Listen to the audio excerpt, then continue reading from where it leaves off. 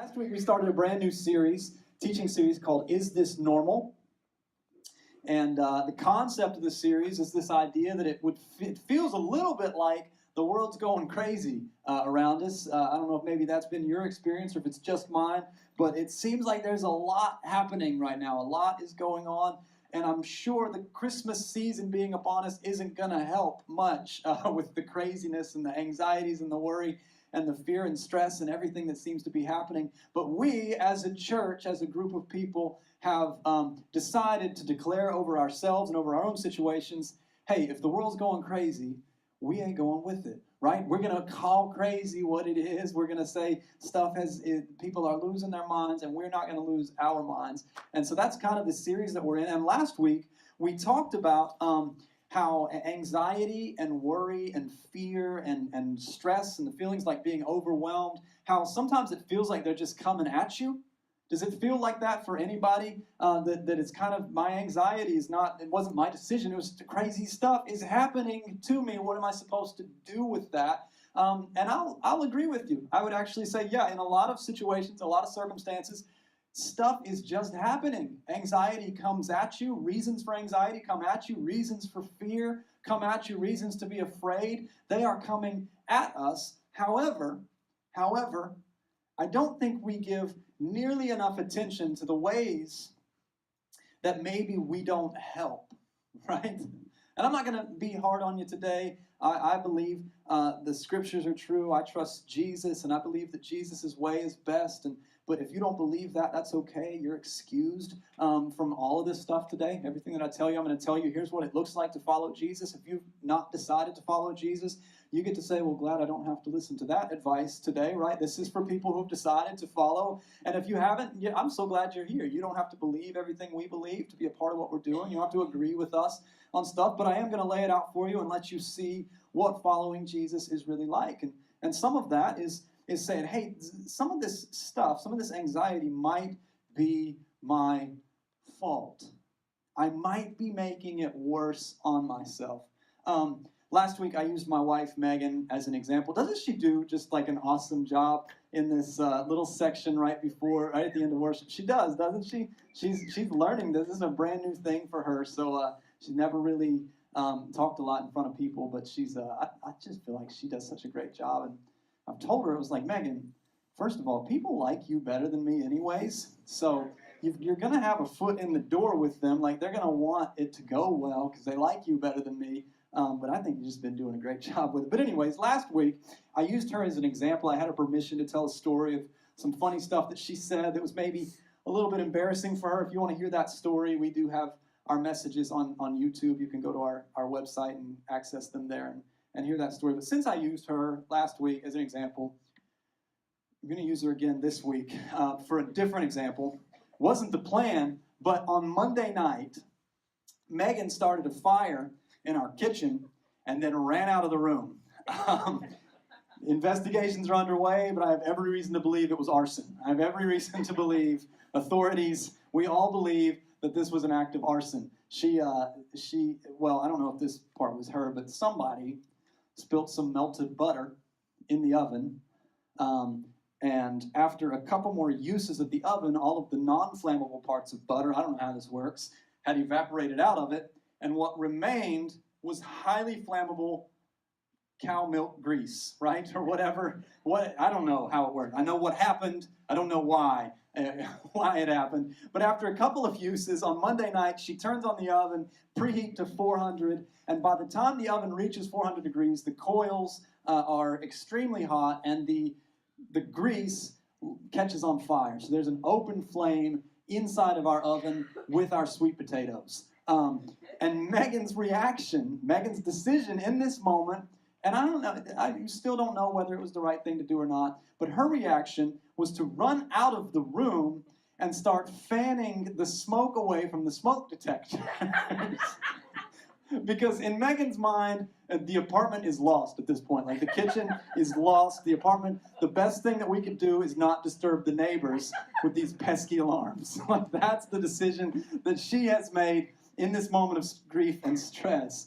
And then eventually I figured out what was going on, and I don't want to don't want to sound like the hero who kind of rode into action.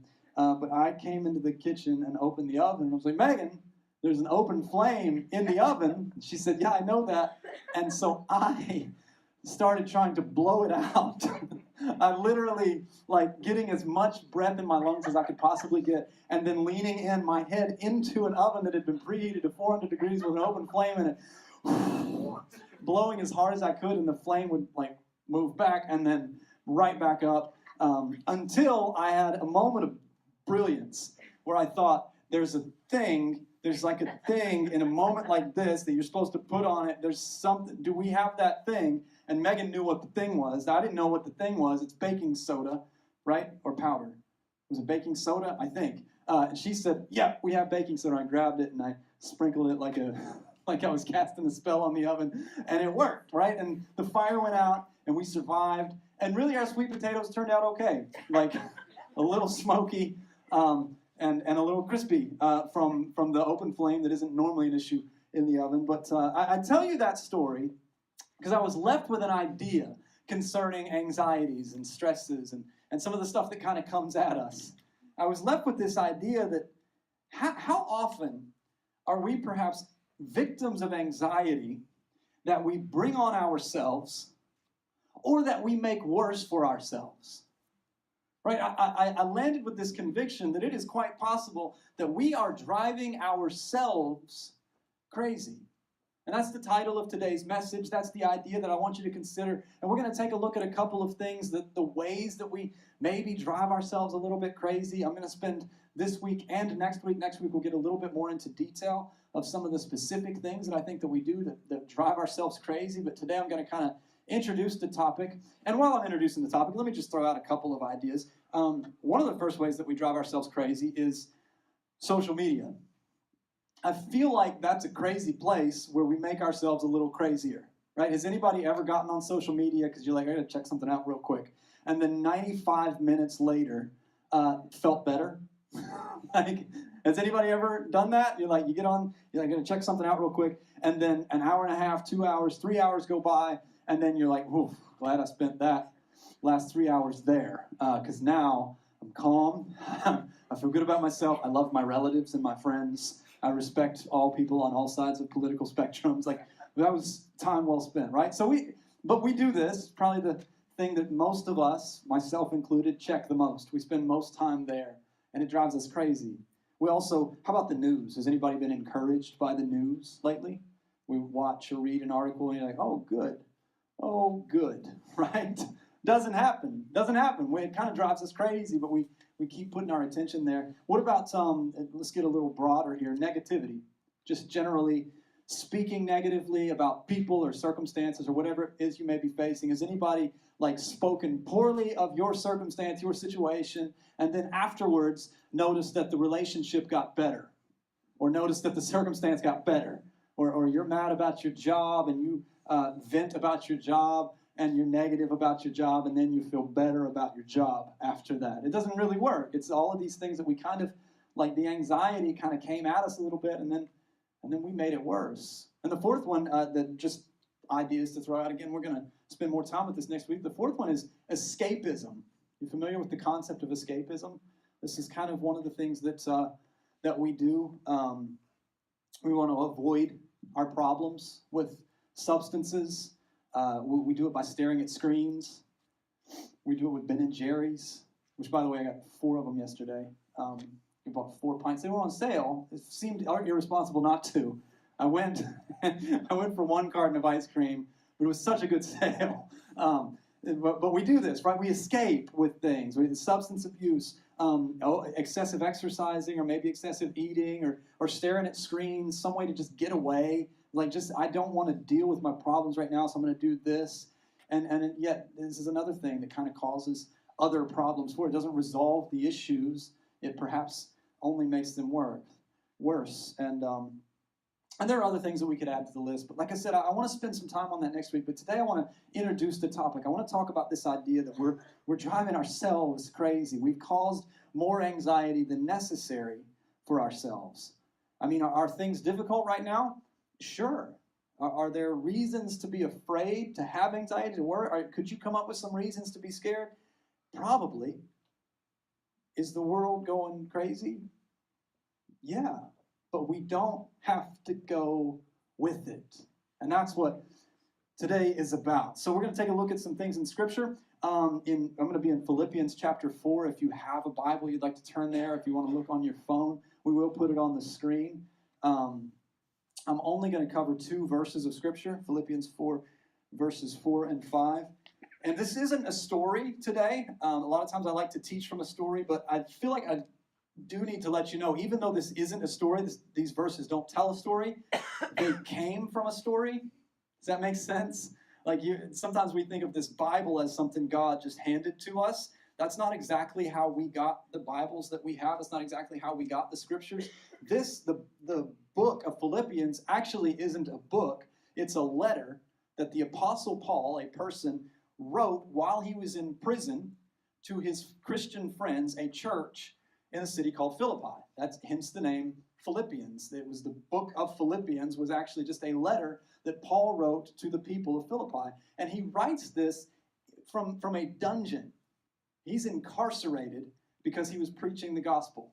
He got arrested and put in prison, and he's waiting to see if he's going to get killed. Basically, every day he wakes up and asks the guard, are you going to cut my head off today? Like, that's the question he's living with every day. And so he writes this letter from that place. He writes this letter from that circumstance, from that situation. So although there's not a story in the verses, there is a story beyond the verses. What he's writing here is written from that place. Does that make sense? Is that kind of helpful to get into the mindset? I want you to understand where he's at. He's in a difficult season, about as difficult as we can imagine. He's in a painful place. He's in a scary place. He has every reason for anxiety, every reason for fear, every reason for worry. And this is what he writes from this dungeon to people, let me also add, to people that he has no reason to believe this letter will ever even make it to anybody. Does that make sense? I mean, he's a prisoner. Like, he's asking a guard for a favor.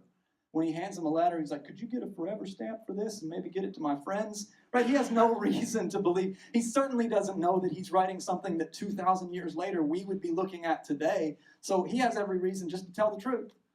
Just say it exactly like it is. You don't have to pretend to be strong or pretend to be big or pretend to say anything. It really would just, if he says good things here, it's got to be because he really believes them. There's no reason to be fake or phony. And what he says in Philippians 4, starting in verse 4, is this. He says, always be full of joy in the Lord. What? Is that what you would expect from a prisoner? A letter written from a prisoner to his friends on the outside. He's been incarcerated for preaching the gospel, for finding his joy in the Lord. He's gone to prison and might get killed soon. And the message that he says, make sure you don't lose your joy in the Lord. What, like, no matter what? What if I'm in prison for trying to find my joy in the Lord? What if I go to jail? But that's the point, exactly. No matter what, he offers this as a command because it's possible. Because no matter what happens, no matter what kind of circumstances, what kind of anxiety, what kind of worry, what kind of fear you might be dealing with, you can still choose to have joy. And so I'm going to give you 4 ways on your sermon notes, the 4 blanks if you'd like to write it down. We're big on that here. You'll learn that about risen people. We like pen and paper. We got our technology too, but once a week I like to use a pen just so I don't forget how to write. And maybe you don't write in real life, but at church we write. These blanks, you want to fill them in? The first blank, number 1, is this. 4 ways we can stop driving ourselves crazy. Choose joy. The word choose. It seems strange. But the reality is that we don't realize that we're driving ourselves crazy sometimes. We think other things are driving us. We think that our anxiety, our fear, our worry, our depression, our stress is simply what happens to us. Like it's outside of our control. I can't do anything about it, Drew. It's happening to me. Right? There's this outside force that determines whether or not I'm going to have a good day or not. It depends on how I feel this day. It depends on how the back feels, how the knee feels. It depends on the weather. It depends on what kind of day my boss is having. Right? That outside forces control whether I have a good day or not. But the Apostle Paul, writing from this prison cell, says, no, choose joy. Don't let your circumstances tell you how you're going to feel today. Don't let your situation tell you how you're going to feel today. Don't wake up and ask yourself, well, how do I feel today? Wake up and say, I choose joy. I choose joy. But enough about that, right? Let's move on to other things. The verse continues. Again, I say, rejoice. This is what Paul said. You have to imagine, Paul's actually probably dictating this to someone else writing it. And he's probably not actually just sitting in a corner writing. He's probably saying it to someone, transcribing it, and they're writing it down. And it's funny to me that he actually says, all right, first say, always be full of joy in the Lord. And the person writing, I imagine, like, always be full of what? Yeah, okay. Always be full of joy. And then he says, I say it again, rejoice. By the way, write that down. Tell him I said it again. Tell him, right, I said it again, rejoice, right? So the second blank, I just want to emphasize this, just because we can't really move on from this. It's such a big deal. And all of it really hinges on this idea. You got to kind of lean in and say, all right, I believe maybe we can choose this. The second blank is this, for reals. For reals. You familiar with what the word for reals means? It's what the kids are saying, I understand. For reals. It means for real. For real.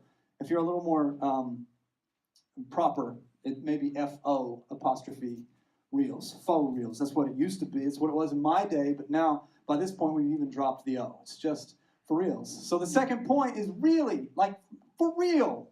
You can choose joy. No matter your circumstances, no matter what's happening, you can choose joy. Paul wants us to see this so badly that he says it again. It's like, always be full of joy in the Lord. Say it again. I don't think they're going to believe me the first time. I don't think they're going to catch it. I think they're going to think that I lost my mind a little bit. So say it again. You can choose joy. We don't have to go with it if the world's going crazy, even if we're in the same world as everybody else. Right? Well, we can choose to have joy despite what's happening around us. And how can we possibly do that? How can we have joy in this kind of chaos and pain and difficulty? For the next several verses, Paul explains it. He starts to give practical steps. He doesn't just give this command. He doesn't just say, choose joy. He actually shows us how. And so today I'm going to look at just verse 5. There's two ideas in verse 5 that'll be the two remaining blanks on your sermon notes. Two practical ways that he teaches us how to choose joy. And then next week, we'll look at the rest of what he teaches here and get a bunch more ideas and things that I think can really help us to choose joy. But the first bit of advice that he gives after he tells us that we can choose joy, like for real, you can choose, is kind of comes out of nowhere. Right? It's a big deal to us here at Risen Church, but it seems out of place. It seems to stand out from everything else that he's saying. He's speaking to people. The church of Philippi are people in a difficult, anxiety-inducing, worry-feeding, fearful time and culture. And he starts out by giving them permission to have joy, like he's giving to us. And then he says this very strange thing. And before we move into this strange thing, I want to make something abundantly clear. Sometimes whenever it comes to this choosing joy concept, some of us feel a little uncomfortable with it because we feel a bit of a responsibility to carry the weight of what's happening in the world around us. Does that make sense? Like some of us, you can almost feel a little guilty for like, wait, can I have joy with the crazy stuff that's going on? I mean, with the issues that other people are facing, the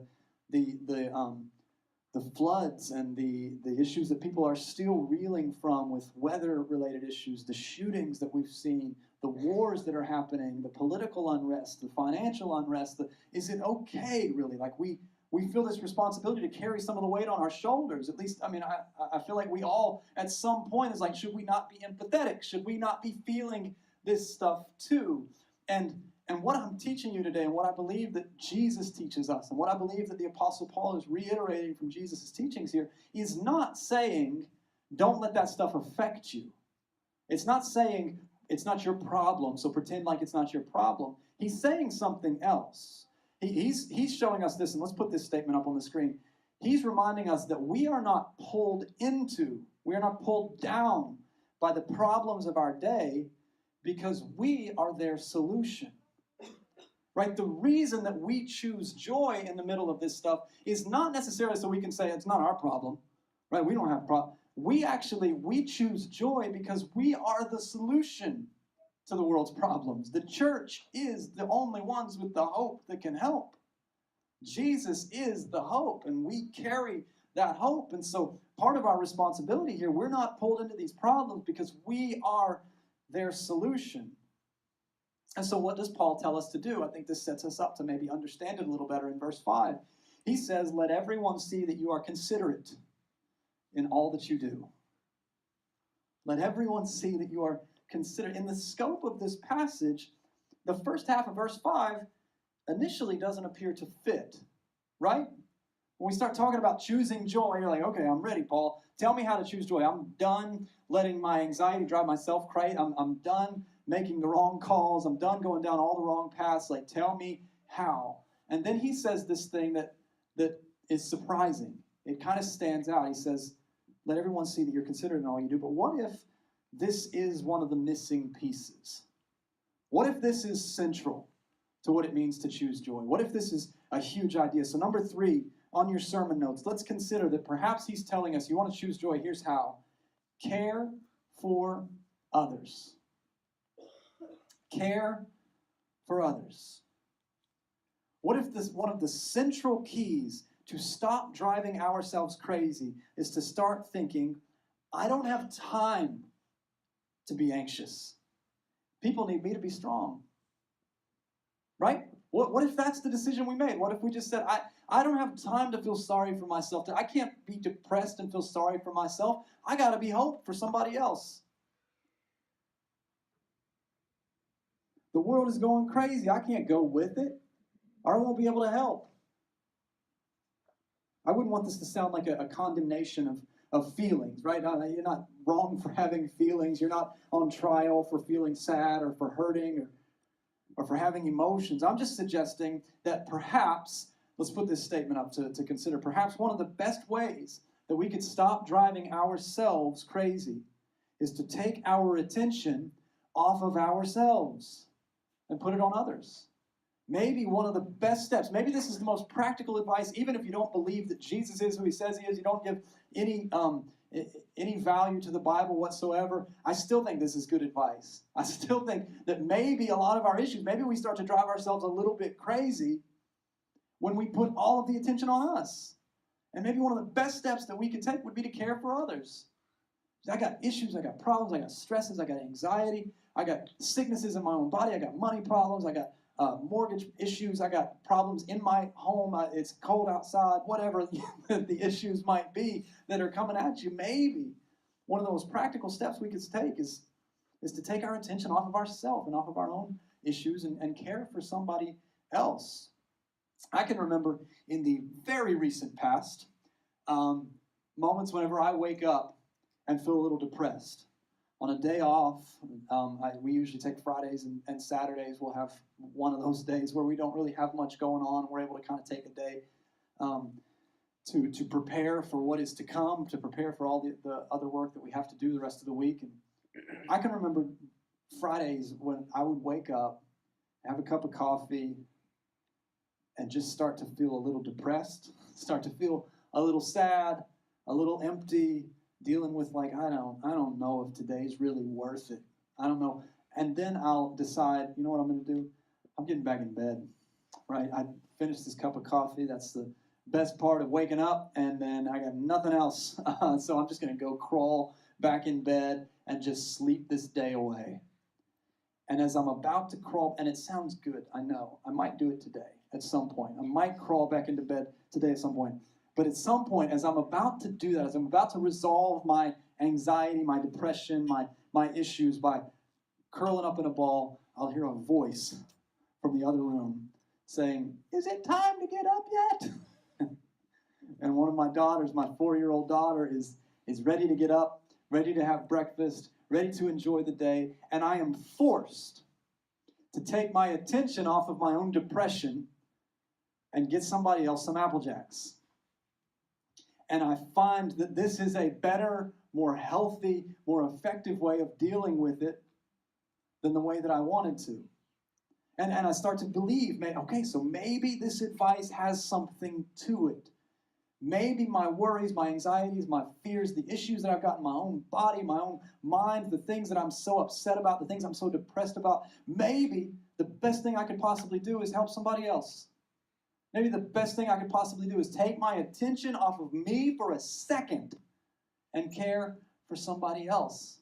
It seems to work in those situations when I have no choice. I don't want to sound too holy, because the 4-year-old can get to us, right? It's not like I could just leave her in there when she says, "Is it time to get up yet?" If I say no, she says, "Well, too bad, because here I come," right? I don't want to sound like I just make the right call in that moment as much as it's kind of forced on me to do the right thing. And then I discover that maybe Paul's advice here maybe it's got something to it. Maybe this is who we're supposed to be. It's the commission of the church. If the world's going crazy around us, we can't go with it. We have to help.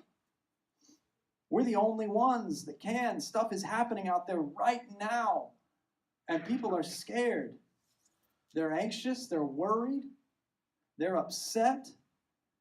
And they need us to choose joy and to be brave, to not go crazy with them so that we can help, so that we can give them hope. That's part of our job. It's our vision here as a church. Our vision is inviting people to a better life with Jesus, because we actually believe that the operative word right there at the beginning, the inviting element, is central to what it means to follow Jesus. That the nature of the gospel is that it is a message that God gave us to spread.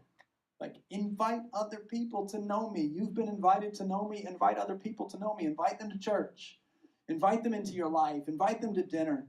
Invite other people to experience this gospel message, this life-changing message of Jesus Christ, this better life that waits. That's why you get an invitation in your packet. Every Sunday you get the pen and the worship guide and a little invitation for you to give to somebody, for you to be considering, for you to be thinking. That's not a marketing scam. That's central to who we are. That's who Risen is. We invite people because we believe that we're here to help. We believe we're here to care for others. This makes sense? All right, finishing up verse 5. Let everyone see that you're considerate in all that you do. And then he says this. He says, remember, the Lord is coming soon.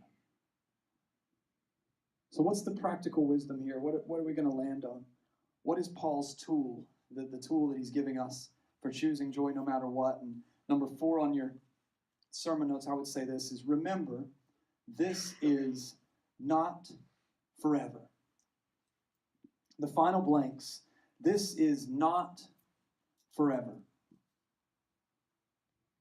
We can start to drive ourselves a little bit crazy whenever we start to treat now like it is forever. Does that make sense? Everything is temporary, even life itself. And even if you were to think back to your own life, maybe there were circumstances, situations, of a time in your life where you felt more worried than you feel right now, more scared than you feel right now, more overwhelmed than you feel right now. And while you were in it, it felt like forever, right? While you were in it, it felt like this is just how I feel now. This is just what it means to be alive now. I think back to college, all the times that I had essays that were due, and I had waited until the last 30 minutes before it was due. Because in high school, you'd wait until the night before. In college, you wait until like you're on your way to class to finish these 10-page essays. And I would feel this, and I remember very, very distinctly thinking, oh, this is what it feels like to be an adult, right? You have this weight of something that needs to be done, and it feels like there's no possible way, and you feel it, but it only lasts until it's done, right? It only lasts until it's over, and so it's very important that we not treat temporary problems like forever problems. I think that's a statement that we have for the screen. Let's never treat temporary problems like forever problems. That's what Paul is giving us here as advice. Our troubles and difficulties and stresses and anxieties are temporary. All of them, even life itself, is temporary. We're here for just a moment. Let's choose joy in that moment. And let me make a disclaimer. Can we put the verse back up, the verse 5? I just want to see the scope of all of verse 5 here. A little bit of a disclaimer. I think this is kind of funny. One of the things that Paul does here. Does that look like one verse to you? Because to me, it kind of looks like two separate verses. It looks like two separate ideas. Let everyone see that you're considerate in all that you do. Remember the Lord is coming soon. Those seem like disconnected ideas, but it seems that Paul saw something potentially happening if he didn't preface the second half of the verse with the first half of the verse. Right? He saw that there was at least a possibility that if he didn't say, let everyone see that you're considerate in all that you do, if he didn't make that as the first bit of advice about choosing joy, that a lot of Christians would hear that second part, remember the Lord is coming soon, and would say, oh yeah, so when bad stuff happens and people get in my way and I'm mad at people and whatever, all I have to do is close my eyes and say, I don't have to take this, I'm going home, beam me up, sweet Jesus, right? He recognizes that would be the solution that a lot of Christians would turn to, and perhaps you've even known a lot of Christians that that's their solution. That's not who we are here at Risen Church. We believe that we're actually here to help, and we find encouragement in the fact that we have an eternal hope in Jesus. But that is not a reason for us to disconnect ourselves from people. That's a reason for us to share hope with others. And so Paul puts this verse there together. Before he says, remember, this is not forever, he says, take care of other people. Make sure that others see that you care for them. So, let me ask you this, and I'm going to close with this idea. Before we're dismissed, and the band, you guys can come if you don't mind, put a little bit of be in place and ready to close out today. Let me consider, what might you change today if you started putting your problems in their proper place?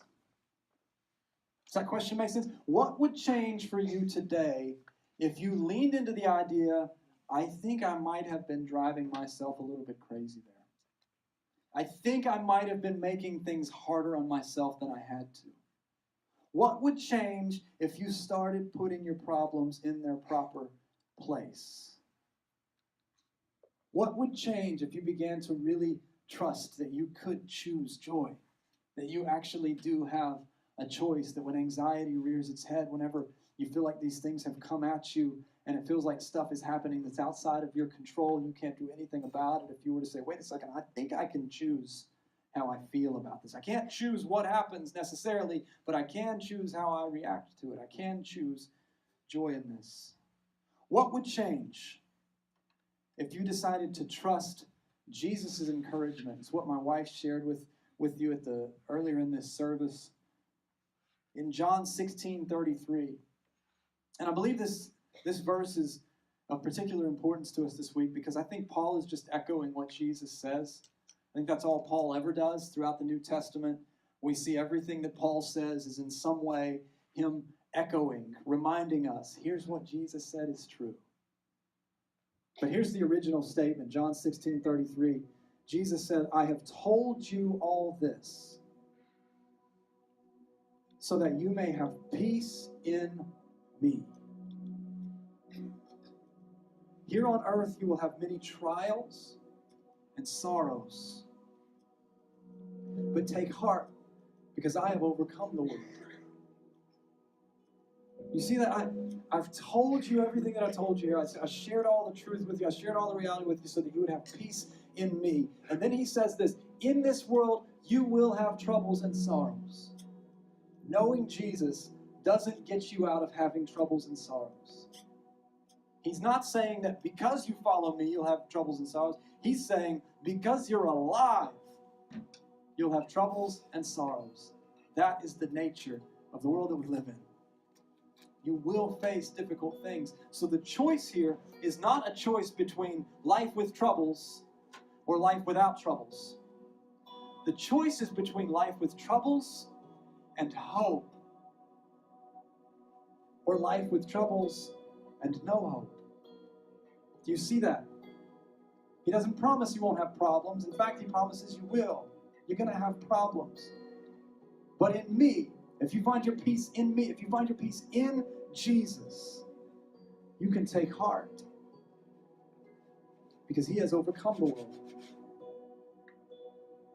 Paul echoes these teachings of Jesus when he reminds us to choose joy because the Lord is coming soon. Do you see that? You see, he's saying almost exactly the same thing that Jesus said. Choose joy, the Lord is coming soon. Take heart. I've overcome the world.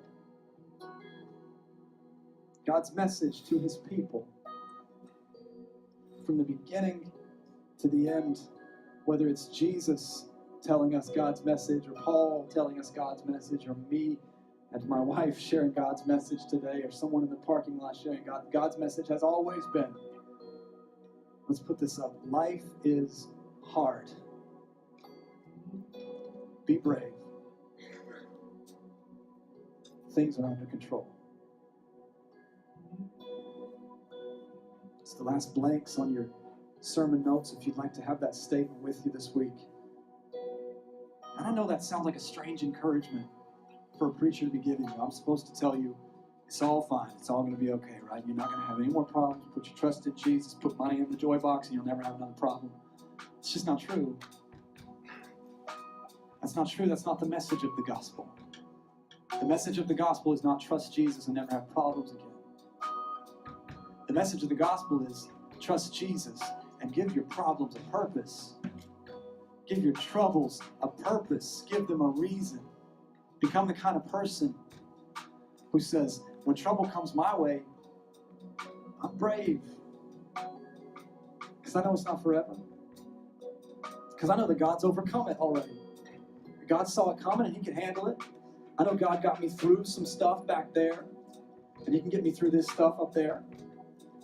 I know that even the greatest fear that any of us could possibly face, the fear of perhaps death or the loss of a loved one, we don't even have to fear that. That's why the hope of Jesus is a hope that starts with a resurrected body. It starts with God saying, hey, whenever you look at me, I want you to see hope. I want you to see that even death, that thing that you're all so afraid of, I want you to see that doesn't even have any merit here. It doesn't have any strength here. Yeah, life's going to be hard. Stuff's going to happen. Troubles are going to come. You're going to get sick. People that you love are going to get sick. And we can be brave. And in fact, we need to be. Because the world's going crazy. And they need us to be courageous.